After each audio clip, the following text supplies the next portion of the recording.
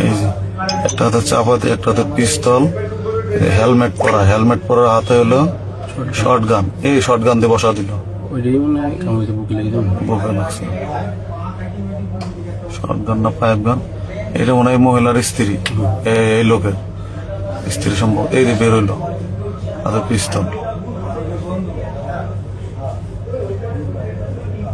এই যে ফ্যামিলির লোক, ফ্যামিলি। হ্যাঁ, দাদা তো বিশালই দেশে, বিশাল সমস্যা হয়েছে।